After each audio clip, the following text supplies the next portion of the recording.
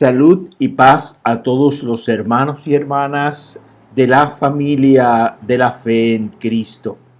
Gracias por dedicar este espacio para juntos unir la mente y el corazón en la oración, meditación y reflexión para el día. Hoy es domingo 7 de noviembre del 2021 y celebramos con gozo el 24º domingo después de Pentecostés. Te invitamos a meditar en el Salmo número 42. Cual ciervo jadeante en busca del agua, así te busca, oh Dios, todo mi ser. Tengo sed de Dios, del Dios de la vida. ¿Cuándo podré presentarme ante Dios? Mis lágrimas son mi pan de día y de noche, mientras me enseñan en cara a todas horas, ¿dónde está tu Dios? Recuerdo esto y me deshago en llanto. Yo solía ir con la multitud y la conducía a la casa de Dios. Entre voces de alegría y acciones de gracias, hacíamos gran celebración. ¿Por qué voy a inquietarme? ¿Por qué me voy a angustiar? En Dios pondré mi esperanza y todavía alabaré. Él es mi Salvador y mi Dios. Me siento sumamente angustiado. Por eso, mi Dios, pienso en ti desde la tierra del Jordán, desde las alturas del Hermón, desde el monte Mizar. Un abismo llama a otro abismo en el rugir de sus cascadas.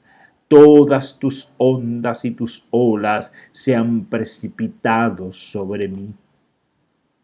Esta es la oración al Dios de mi vida, que de día el Señor mande su amor y de noche su canto me acompañe.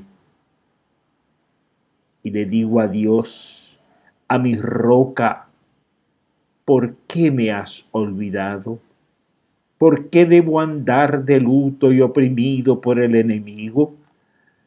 Mortal agonía me penetra hasta los huesos ante la burla de mis adversarios, mientras me echan en cara a todas horas. ¿Dónde está tu Dios? ¿Por qué voy a inquietarme? ¿Por qué me voy a angustiar? En Dios pondré mi esperanza y todavía lo alabaré. Él es mi Salvador y mi Dios. Dios envió a su Hijo Cristo, vino a salvar, sanar y amar. Vivió y murió por rescatarnos. Vacía está la tumba, vive el Señor, vive el Señor, triunfaré mañana, vive el Señor, no hay más temor, porque yo sé que el futuro es suyo. Digno es vivir la vida, vive el Señor. En cantos mil da una criatura tomada en brazos al nacer. aún mayor. Es la certeza que triunfará mañana, pues vive el Señor. Vive el Señor, triunfaré mañana. Vive el Señor, ya no hay temor, porque yo sé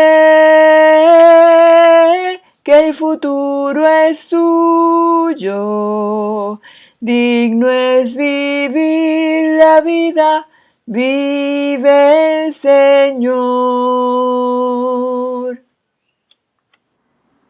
En el himnario Mil Voces para Celebrar encontramos una oración muy hermosa por el mundo y sus habitantes. Les invitamos a hacerla nuestra y orar diciendo: oh Dios, tú eres la esperanza en todos los rincones de la tierra, el Dios del espíritu de todo ser viviente. Escucha nuestra humilde súplica por todas las razas y familias de la tierra. Haz que todos los corazones se dirijan a ti. Quita de nuestras mentes el odio, prejuicio y desdén hacia aquellos que no son de nuestra raza y color, clase o creencia, para que alejándonos de lo que os divide, podamos ser guiados por ti hacia un espíritu de unidad en el vínculo de la paz. Por Jesucristo. Amén. Lectura de las cartas católicas universales del Nuevo Testamento. Hebreos capítulo 9, los versículos del 24 al 28. Estamos leyendo siguiendo la Nueva Versión Internacional. En efecto, Cristo no entró en un santuario hecho por manos humanas, simple copia del verdadero santuario, sino en el cielo mismo, para presentarse ahora ante Dios en favor nuestro. Ni entró en el cielo para ofrecerse vez tras vez, como entra el sumo sacerdote en el lugar santísimo cada año con sangre ajena. Si así fuera, Cristo habría tenido que sufrir muchas veces desde la creación del mundo.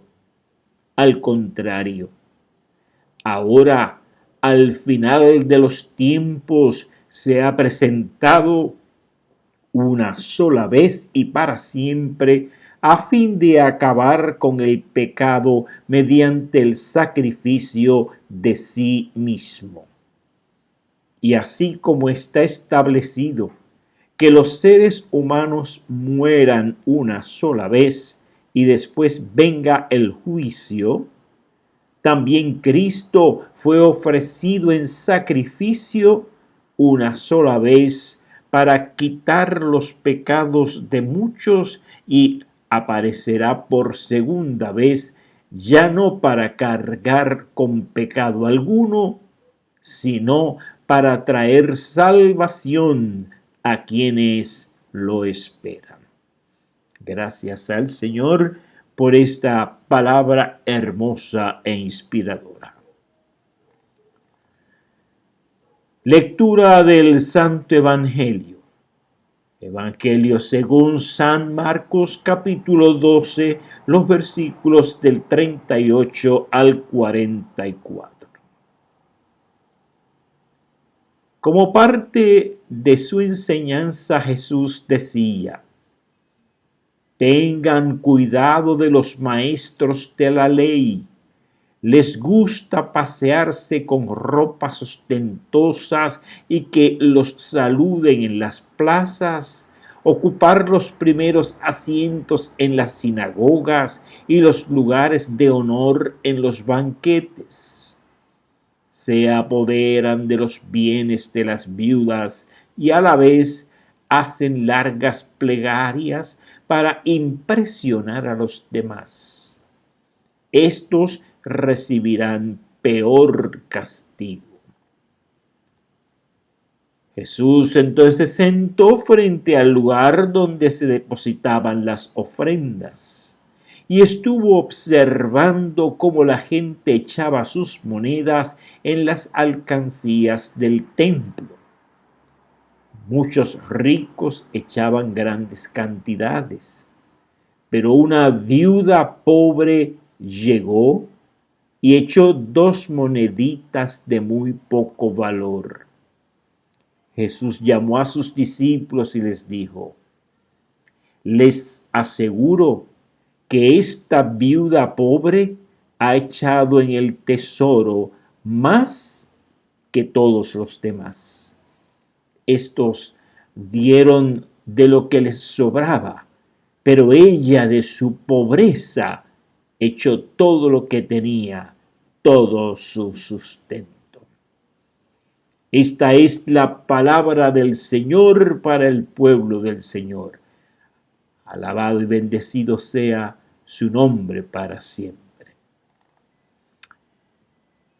Leyendo la historia de la fe y de la Iglesia, nos encontramos con uno de los padres de la Iglesia, llamado Cirilo de Jerusalén, que vivió del 313 al 350, o sea, el siglo IV de nuestra era, quien fue obispo de Jerusalén y considerado como un doctor de la Iglesia.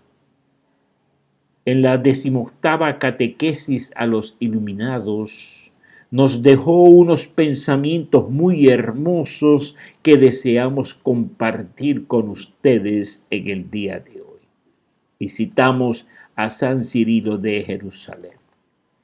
La Iglesia es llamada católica universal porque está esparcida por todo el mundo, de un extremo al otro de la tierra, y porque universalmente y sin fallo enseña toda la doctrina que los hombres deben conocer sobre las cosas visibles o invisibles, celestes o terrenales.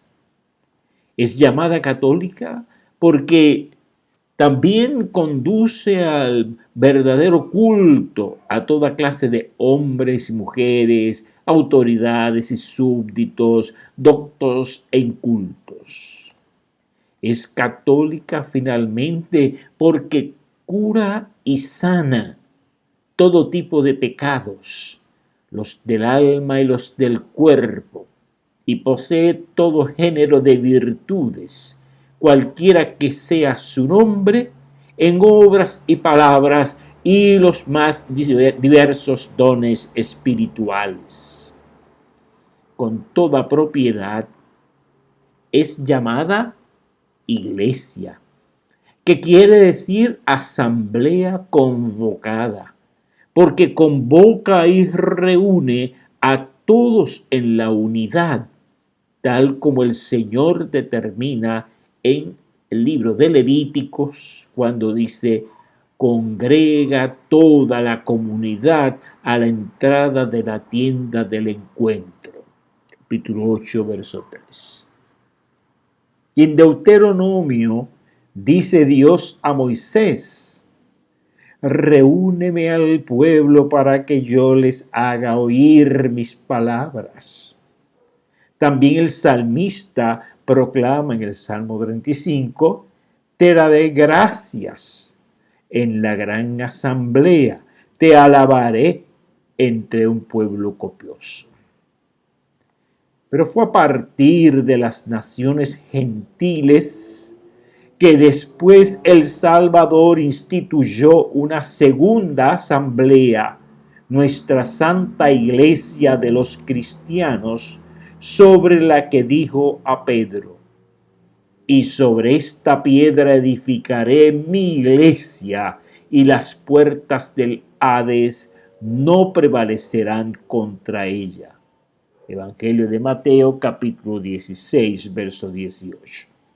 Y después que la primera asamblea fundada en Judea fuera destruida, se multiplicaron por toda la tierra las iglesias de Cristo.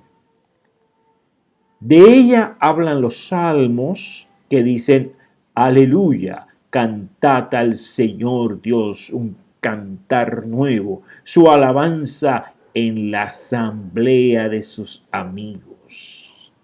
Y es al respecto de esta nueva iglesia santa y católica que Pablo escribió a Timoteo, y citamos: para que sepas cómo hay que portarse en la casa de Dios, que es la iglesia de Dios vivo, columna y fundamento de la verdad. Primera carta a Timoteo, capítulo 3 y verso 15. Nuestros teólogos y teólogas de todos los tiempos y en todos los lugares nos ayudan a meditar y reflexionar sobre la profundización en estos conceptos, misterios de la revelación divina, la naturaleza y misión de la Iglesia y sus principales características, conforme a una antigua declaración de fe cristiana conocido como el Credo de los Apóstoles. A saber, y son las características de la Iglesia, que la Iglesia es una, santa, católica y apostólica. Hicimos una búsqueda sencilla y compartimos algunos de los pensamientos relativos a la catolicidad de la Iglesia. Y citamos: significa, en primer lugar, que la Iglesia de Cristo es capaz de llegar a todos los pueblos y seres humanos y ofrecerles lo que necesitan para la satisfacción de su ser. Quien entra en la Iglesia de Cristo no necesita renunciar a sus características naturales para ser cristiano. No necesita dejar de ser hombre o mujer determinada, concreto, individual, o ciudadano de un pueblo determinado. Es justamente a la inversa. Por la fe en Cristo, que condiciona la incorporación de la Iglesia, el hombre es puesto en situación de llegar a ser totalmente aquello para lo que tiene disposiciones, e incluso de superarse a sí mismo sin destruirse hasta la vida de Dios que trasciende todo lo terreno. La Iglesia le da fuerzas para su autorrealización, fuerzas que no existen en el ámbito puramente natural. Le libera de las fuerzas que impiden o ponen en peligro su verdadera autorrealización, del egoísmo y del orgullo, de la voluptuosidad y codicia. La Iglesia, por ser interior, tiene la capacidad de ofrecer esas ayudas para el autodesarrollo a todos los hombres, sea cual sea la raza, el sistema político o grado cultural a que pertenezcan. Por otra parte, la Iglesia acoge en sí todo auténtico progreso, aunque ocurra en el terreno científico y cultural. No tiene por qué tener miedo de ningún auténtico logro de la investigación científica, ni de ninguna novedad de la verdadera cultura. A su ser pertenece el afirmar todas las verdades auténticas y todas las innovaciones dignas del hombre. todo lo que aparece a lo largo de la historia le ayuda incluso a entenderse mejor a sí misma y a desarrollar su ser con más riqueza. Todos los resultados de la ciencia y todas las figuras de la vida cultural le sirven para realizar con más amplitud y profundidad su propia vida. La historia demuestra, para la Iglesia valen todas aquellas palabras de Cristo. Buscad primero el reino de Dios y su justicia, y todo lo demás se os dará por añadidura. Palabras encontradas en el Evangelio según Mateo, capítulo 6 y verso 33. Y hasta aquí nuestra reflexión de hoy. Les dejamos con la siguiente palabra de despedida y bendición. Y oí a cuanta criatura hay en el cielo y en la tierra y debajo de la tierra y en el mar, a todos en la creación que cantaban: al que está sentado en el trono y al Cordero sean la alabanza y la honra, la gloria y el poder por los siglos de los siglos. Amén. Libro de Apocalipsis, capítulo 5 y versículo 13.